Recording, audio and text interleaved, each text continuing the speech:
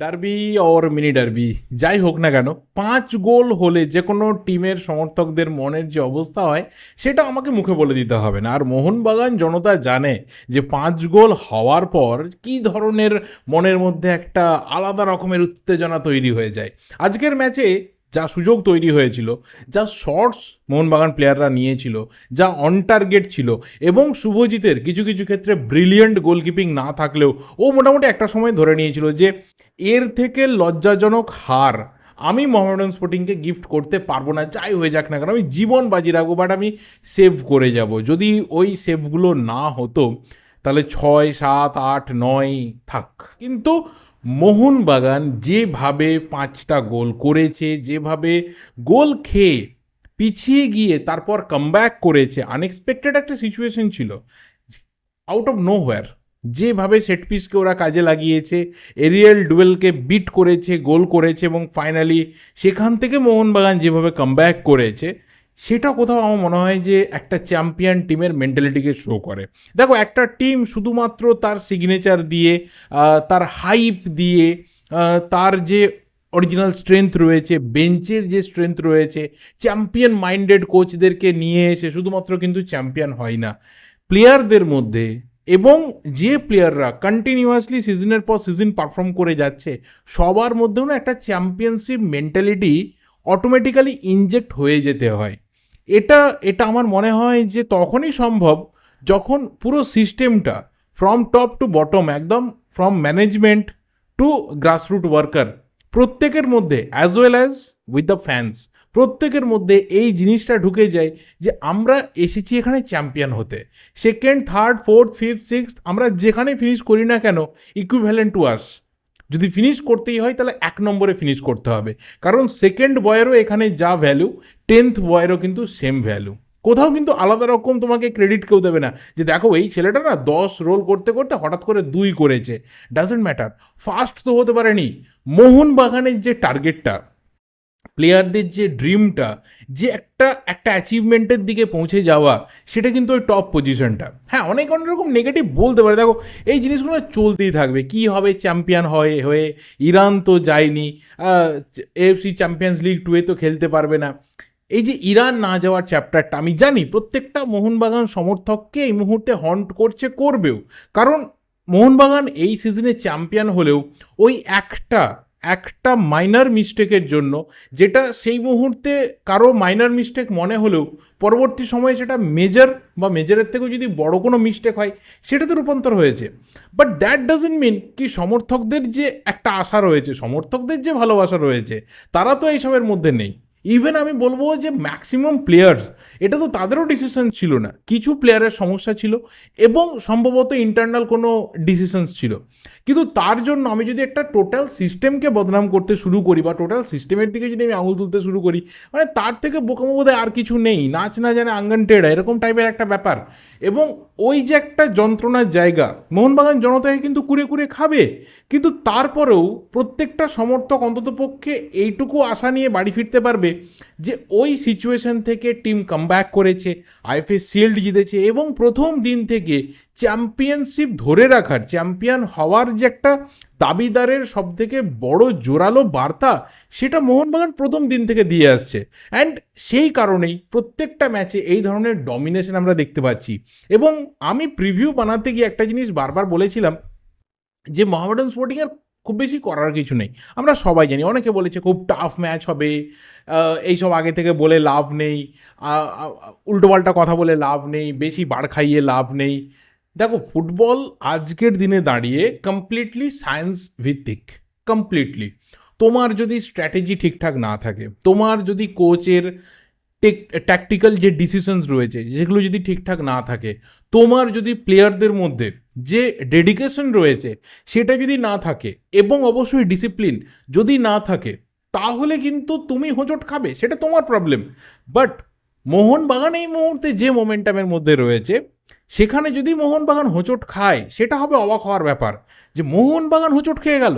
কারণ দেখো, যে টিম পরপর 2বার চ্যাম্পিয়ন হচ্ছে, যে টিম তার আগের সিজনে প্রায় চ্যাম্পিয়ন হওয়ার জায়গা থেকে একটু দূরে দাঁড়িয়ে গেছিল এবং নকআউটসে গিয়ে আইএসএল ট্রফি জিতেছিল, এবং তার আগের সিজনটা শুধুমাত্র খারাপ গেছিল, তার আগের সিজনে সেম পয়েন্টে চ্যাম্পিয়নদের সাথে শেষ করেছিল এবং ফাইনালে গিয়েও একটা আনলাকি ডিফিট হয়েছিল, সেই টিমটার কাছে বাকি সমস্ত টিম ধারে ভারে তো ডেফিনেটলি পিছিয়ে। অনেক টিমের মধ্যে মেজর চেঞ্জেস এসেছে, কেউ মাইনার চেঞ্জ করেছে। মোহনবাগানে সেই অর্থে যে চেঞ্জগুলো হয়েছে, সেই চেঞ্জের যে রেজাল্ট দেখো মাঠে কিন্তু রিফ্লেক্ট দিচ্ছে। আজকে আশিস রায় হঠাৎ করে ফ্রম নো হোয়ার তার যে চোট ছিল সেটা হঠাৎ করে জানান দিল এবং দেখা গেল যে তাকে তার সার্ভিসটা পাওয়া যাবে না। এবার এই জায়গাতে দাঁড়িয়ে অন্য কোনো টিম হলে এমন একটা প্লেয়ারকে এনে সই করাতো যাকে হয়তো মাঠে নামাতেই দেখা গেল 2-3 সপ্তাহ লেগে যাচ্ছে, কিন্তু মোহনবাগান এমন প্লেয়ারকে সই করালো যার সাথে কোচের বন্ডিং রয়েছে, যে সিস্টেমটা খুব ভালোভাবে অ্যাডপ্ট করে নিতে পারবে এবং যে কোথাও এই ধরনের একটা চ্যাম্পিয়নশিপ মেন্টালিটি টিমের মধ্যে ঢুকে প্রথম দিন থেকে নিজের সেরা পারফরমেন্সটা দিতে পারবে। অ্যান্ড হি ইজ নান আদার দেন আমায় রানাওয়াড়ে আজকে অসাধারণ পারফরমেন্স করেছে। সো মোহনবাগান ম্যানেজমেন্ট এই জায়গাতে কোথাও হাত গুটিয়ে বসে থাকে না, টেকনিক্যাল সিগনেচার করে, সায়েন্টিফিক সিগনেচার করে, অ্যান্ড দ্যাটস ওয়াই সেগুলো মাঠের মধ্যে গিয়ে রিফ্লেক্ট করে। তো তুমি এই জিনিসগুলোকে কিভাবে বাইপাস করবে, তুমি এই জিনিসগুলোকে কিভাবে ওভারলুক করবে? You have no other options. তুমি যে বিদেশি প্লেয়ারদের সিলেকশন নিয়ে কথা বলবে, সেই বিদেশি প্লেয়ার যখন মাঠের মধ্যে নেমে পারফর্ম করবে, আমি যখন সিজন শুরু হচ্ছে, যখন লিগ শুরু হচ্ছে, শুরুর দিকে বলেছিলাম, কেউ ভিডিওর পুরোনো দিকে ফিরে যেতে পারো, সেখানে বলেছিলাম যে প্লেয়াররা কোথাও একদম আতস কাঁচের তলায় থাকবে, ম্যানেজমেন্টের কতটা জানি না, টেকনিক্যাল দিকে কতটা জানি না, কিন্তু সমর্থকরা যাদের কিন্তু 30,000 চোখ আজকে গ্যালারিতে ছিল, তারা যে প্লেয়ারদের দিকে তাকিয়ে থাকবে সেখানে কিন্তু লিস্টের টপ দুটো নাম হচ্ছে রবসন রবিনো এবং দিমিত্রিয়াস পেত্রাতস। প্রথম দিন থেকে কী লেভেলের পারফরমেন্স দিচ্ছে তোমরাই বলে দাও। তো এটাই তো হচ্ছে ব্যাপার, যে যার উপরে প্রেশার থাকবে সে যদি নিজেকে প্রমাণ করতে পারে, দ্যাট মিনস তোমার টিমের মধ্যে সেই মেন্টালিটিটা ইনজেক্ট হয়ে গেছে যে we have to perform. So this is the difference between others and Mohun Bagan right now. তুমি যে কোনো আর্গুমেন্টে যেতে পারো, তুমি আনাড়ি তর্ক করতে পারো, তুমি ফেভারিটিজমের কথা বলতে পারো, দ্যাট মিনস তুমি কোথাও তোমার যে লজিক রয়েছে তুমি সেখান থেকে পালিয়ে যাচ্ছ, nothing more than that. Mohammedan sporting তার সীমিত যে ক্ষমতা রয়েছে সেখান থেকে কিছুটা চ্যালেঞ্জ ছুঁড়ে দেওয়ার চেষ্টা করেছিল। মোটামুটি ওদের প্লেয়ারদের মধ্যে একটা চেষ্টা ছিল যে একটু ভালো খেলা, নিজের একটা কিছু কিছু সময় ইন্ডিভিজুয়াল ব্রিলিয়েন্সিকে শো করা। না তো ডিফেন্সিভলি ওরা বিরাট কিছু অর্গানাইজড, তারপরেও গৌরব বোরা মোটামুটি ডিফেন্স করে গেছে, শুভজিৎ ওই ধরনের গোলকিপিং করেছে, হীরার মধ্যে চেষ্টা দেখা গেছে যে আমি তো বাংলার ছেলে, কিছু একটু ভালো খেলি, এবং কিমা যে গোলটা করেছে, গোল করে ওর যে আবেগটা, ওর যে চোখের জলটা, বিশ্বাস করো আমার সেই মুহূর্তে বুকের মধ্যে কষ্ট হয়েছে, বিকজ এই প্লেয়ারগুলো কোথাও ডেডিকেটেডলি ফুটবলটা খেলে, কিন্তু এমন একটা ক্লাবে খেলে যেখানে ওদের খেলার মতো, ওদের নিজেদেরকে তুলে আনার মতো সেই পরিবেশটা নেই। প্লেয়ারটা প্রায় 30-40 সেকেন্ড ওইভাবে মাঠের মধ্যে বসে কাঁদছিল। এটা শুধুমাত্র আনন্দের কান্না নয়, শুধুমাত্র আইএসএলের প্রথম গোল করার কান্না নয়, এটা একটা অনিশ্চিত ভবিষ্যতের কান্না, যে ওর মধ্যে কিন্তু ট্যালেন্ট রয়েছে, মোহনবাগানের এই ডিফেন্সটাকে ভেঙে গোল করা কিন্তু মুখের কথা নয়, বাট স্টিল এই প্লেয়ারটা জানে নাই পরবর্তী সিজনে কোথায় যাব। এমন একটা আনসার্টেন পরিবেশের মধ্যে ওই মুহূর্তে ফুটবলটা খেলছে। সো এই যে একটা প্যাশন, ডেডিকেশন, ভালোবাসা, এই যে একটা কোথাও নিজের সর্বস্ব উজাড় করে দেওয়া একটা বড় টিমের এগেনস্টে, চ্যাম্পিয়ন টিমের এগেনস্টে, 30,000 দর্শক আমার উল্টো দিকে রয়েছে, আমার এগেনস্টে রয়েছে, তাদেরকে চুপ করিয়ে দেওয়া, এটা সব কিছুর কান্না। এবং সব থেকে বড় কান্না যে নিজের একটা আনসার্টেন ফিউচার দেখতে পাচ্ছে। হয়তো এই গোলটার পর আমরা ওদেরকে মনেও রাখবো না, কিন্তু এই প্লেয়ারগুলো আরও বেটার কিছু ডিজার্ভ করে। আমার বলতে বলতে হঠাৎ মনে পড়ে গেল, সো আমার পার্সোনালি মনে হয় যে রবসন যে দুটো গোল করেছে, পেত্রাতস যে স্কিমারটা মেরেছে, মনভীর সিং গোল করেছে, সেলিব্রেট করেনি because Mohammedan Sporting is former club. McLaren গোলের মধ্যে রয়েছে, পরপর ম্যাচে গোল করে যাচ্ছে, পরপর 3 ম্যাচে তার 3 গোল হয়ে গেল। Consistency, this is called consistency. তুমি একটা স্ট্রাইকারকে সই করাচ্ছ, তুমি একজন অ্যাটাকারকে সই করাচ্ছ, তুমি মাঝ মাঠে আপুইয়া থাপার ওপর দায়িত্ব দিচ্ছ, তুমি ডিফেন্সে একটা সাফেল নিয়ে আসছো, বাট তারপরেও সেই প্লেয়াররা টপ নচ পারফরমেন্স দিচ্ছে। কনসিস্টেন্সি টিমের মধ্যে এই জিনিসটা দরকার। একটা টিম যখন চ্যাম্পিয়ন হতে যায়, একটা টিম যখন স্বপ্ন দেখে, এই কনসিস্টেন্সি তোমার যদি না থাকে, you are nothing, you are just nothing. তুমি ওয়ার্ল্ড ফুটবল দেখে নাও, যাদের মধ্যে কনসিস্টেন্সি নেই তারা হারিয়ে গেছে। I can give an example of Leicester City, তারা হঠাৎ করে ফ্রম নো হোয়ার চ্যাম্পিয়ন হয়ে গেছিলো, খুঁজে পাওয়া যায়নি তারপরে আর। তো এরকম এক্সাম্পল প্রচুর রয়েছে। সো যদি তোমাকে কিছু করতে হয়, যদি তোমাকে সেই অ্যাচিভমেন্ট রাখতে হয়, যদি তোমার এই আমি যেটা থাম্বনেলে দিয়েছি যে মোহনবাগান থামতে জানে না, কারণ মোহনবাগানকে থামানোর মতো উল্টো দিকের যে ট্যাকটিক্যাল ব্যাপার থাকে সেটাই অনেকে ডেভেলপ করতে পারে না। হ্যাঁ, তার মানে এই কি যে মোহনবাগান 13 ম্যাচে তাহলে 39 পয়েন্ট পেয়ে যাবে, মোহনবাগানকে এখনই চ্যাম্পিয়ন ঘোষণা করো? না, না, মোহনবাগান 13টা ম্যাচ খেলে ম্যাক্সিমাম ম্যাচ জিতে চ্যাম্পিয়ন হওয়ার স্বপ্ন দেখছে। চ্যাম্পিয়ন নাও হতে পারে, তাতে কি এসে যায়, কি এসে যায় তাতে, কিন্তু যে চ্যাম্পিয়ন মেন্টালিটি মোহনবাগান মাঠের মধ্যে দেখাচ্ছে, this is everything for any Mariners right now. তো এটাই কোথাও হচ্ছে একটা ডিফারেন্স দ্যান আদার্স। হয়তো কেউ পরবর্তী কয়েকটা ম্যাচের পর গিয়ে হঠাৎ করে তার ফর্ম খারাপ হতে পারে, মোহনবাগান হারতে পারে, ড্র করতে পারে, পয়েন্ট লস করতে পারে, খুব ইজি ম্যাচ, আমি এসে বলবো ইস এ বাবা এই ম্যাচ এরকম যাচ্ছে তাই খেললো, এই জায়গা থেকে রবসন মিস করছে, এই জায়গা থেকে থাপা মিস করছে, আমি বলবো। কিন্তু সেটা তো সেই এক্সপেকটেশনের জায়গা থেকে, যে ওই জায়গা থেকে মোহনবাগানের প্লেয়াররা মিস করা মানে দের ইজ সামথিং রং, তার মানে কিছু একটা প্রবলেম হয়েছে, হঠাৎ করে তো এই জিনিসটা হতে পারে না।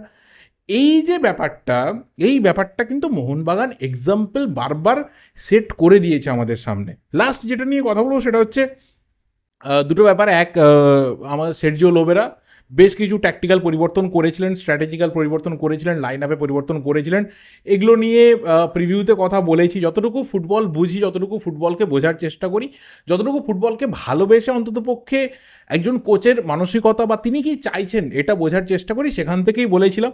কোনো রকম ইন্টারনাল আপডেট আসে না, আমার সাথে কারোর কোনো রকম ভাইচারা নেই, কিছু নেই। তো ম্যাক্সিমাম আমি এটাই ভেবেছিলাম যে 3 থেকে 4টে পরিবর্তন আসতে পারে ডিফেন্সে, মাঝমাঠে এবং ফরওয়ার্ডে, সব জায়গাতেই সবটাই এসেছে এবং প্রত্যেকটা চেঞ্জ কিন্তু ক্লিক করেছে, প্রত্যেকটা চেঞ্জ ক্লিক করেছে। কিছু প্লেয়ারের রেস্ট দরকার ছিল, তারা পেয়েছে। এবং অবশ্যই অনেকে জানতে চাইবে রবসন রবিনোর ইঞ্জুরি, ভাই আমার কাছে বিন্দুমাত্র কোনো আপডেট নেই। তার হ্যামস্ট্রিং পুল হয়েছে বা মাসল পুল হয়েছে, সেই কারণে তাকে উঠে যেতে হয়েছে, দ্যাট ওয়াজ সো আনফর্চুনেট, কারণ ও হ্যাট্রিক পেতে পারতো। ও যে মানে ব্যাপারটা দেখাচ্ছিল না যে আমি একাই আছি ভাই, আমি একাই শেষ করে দেবো। বাংলাদেশেও একটা মোহামেডান স্পোর্টিং ছিল, তাদেরও এগেনস্টে আমি এরকম মানে ধুম ধাড়াক্কা গোল মারতাম। এখানেও একটা মোহামেডান স্পোর্টিংকে পেয়েছি, ধুম ধাড়াক্কা গোল মারবো, ছেড়ে দে ভাই আমার ওপর। লং রেঞ্জার মারছে, বক্সের মধ্যে ঢুকে যাতা কাণ্ড করছিল। তো ওর চোটটা খুবই আনফর্চুনেট। আমি সিরিয়াসলি জানি না ওর আপাতত কী ইঞ্জুরি হয়েছে, কতটুকু খারাপ জায়গাতে রয়েছে, কতদিন মাঠের বাইরে থাকতে হবে, নাকি খুব একটা সিরিয়াসনেস নেই, তাড়াতাড়ি সে ফিরে আসবে। I have nothing idea about that. তো আমার পার্সোনালি মনে হয় যে যেহেতু আর্দ্রতা এবার আস্তে আস্তে আরও বাড়বে, গরমটাও বাড়বে, ফ্যাটিক প্লেয়ারদের আসবে, প্রবলেম প্লেয়ারদের আসবে, এবং গ্যাপটা খুব কম পাওয়া যাচ্ছে এইবারে, তো প্রবলেম তো আসবেই। বাট পার্সোনালি আমার মনে হয় যে খুব একটা প্রবলেম না হয়ে তাড়াতাড়ি হয়তো ফিরে আসবে, এবং সেটা যে কোনো ফুটবল ফ্যানেরই একটা কোথাও উইশ থাকবে, প্রে থাকবে যে খুব তাড়াতাড়ি একটা প্লেয়ার মাঠের মধ্যে ফিরুক। কারণ রবসনের মতো এই ধরনের একজন স্কিলফুল প্লেয়ারকে মাঠের বাইরে ম্যাক্সিমাম দিন দেখতে পাওয়া মানে সেটা খুব খারাপ একটা ব্যাপার। মোহনবাগানের জন্য তো ডেফিনেটলি সেটা একটা নেগেটিভ জিনিস। বাট দেখো, প্লেয়াররা যে ধরনের ফর্মে রয়েছে, তারা যেরকমভাবে মোমেন্টাম পেয়ে গেছে, এবং যতটুকু সময় পাবো ততটুকুর মধ্যে কাজ করে দেখিয়ে দেবো, এই যে ব্যাপারটা যখন ইনজেক্ট হয়ে গেছে, আই থিঙ্ক সেখানে অন্য প্লেয়ার রয়েছে, তারা এসে ফুলফিল করে দেবে। একজন প্লেয়ার অ্যাভেলেবেল নেই, তার জন্য আমি ম্যাচ হেরে যাবো, এরকম অবস্থাতে মোহনবাগান রিচ করেনি। কিয়ান নাসিরি গেম টাইম পেয়েছে, সাহাল আব্দুল সামাদ গেম টাইম পেয়েছে, সম্ভবত তারা আজকে রোজাও রেখেছে, বাট তারপরেও তারা ভালো ফুটবল খেলেছে। আই হোপ মোহনবাগান এইভাবে এগিয়ে যাবে, এবং অবশ্যই চ্যাম্পিয়নশিপ ফাইটে মোহনবাগান প্রবলভাবে থাকবে বাকিদের সাথে। তোমাদের কি মনে হয় অবশ্যই কমেন্ট করে জানিও। আমি ভিডিওটা এখানে শেষ করছি, ভালো লাগলে লাইক করো, শেয়ার করো, দেখা হবে পরের ভিডিওতে। টিল দেন, যদি চ্যানেলে নতুন হও অবশ্যই চ্যানেলটা সাবস্ক্রাইব করে যেও। Thank you, goodbye and good night.